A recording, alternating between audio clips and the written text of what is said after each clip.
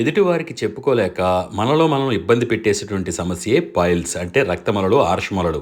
మలానికి వెళ్ళేటప్పుడు రక్తం పడడం, చిట్లడం, నొప్పి, మంట ఇలా ఇబ్బంది పడుతున్నటువంటి సమస్యకి దివ్యమైన ఔషధమే ఇక్కడ చూపిస్తున్నటువంటి గోందు కతీర అంటారు దీన్ని. తెలుగులో గోధుమ బంక లేదంటే బాదం బంక అని కూడా అంటూ ఉంటారు. అయితే దీనిని వినియోగించి పైల్స్ని మహా అద్భుతంగా తగ్గించుకోవచ్చు. దీనిని ముందుగా ఏం చేయాలంటే ఒక గ్లాసు మంచినీటిని రాత్రిపూట ఇదంతా చేయాలి. ఒక గ్లాసు మంచినీటిలో ఇక్కడ చూపిస్తున్న విధంగా 5-6 పలుకులను వేసి రాత్రంతా దానిని అలాగే నాననివ్వాలి.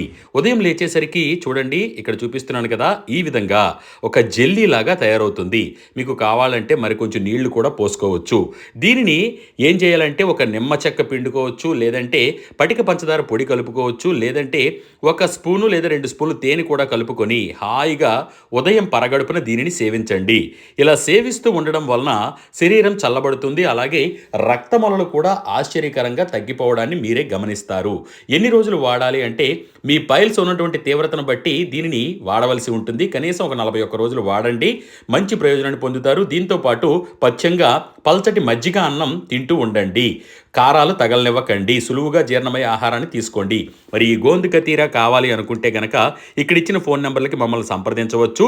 ఉదయం 10 గంటల నుండి సాయంత్రం 5 గంటల వరకు పూర్తి వివరాలను కూడా మీకు అందజేస్తాము. నేను డాక్టర్ ప్రదీప్ వానపల్లి. ధన్యవాదాలు.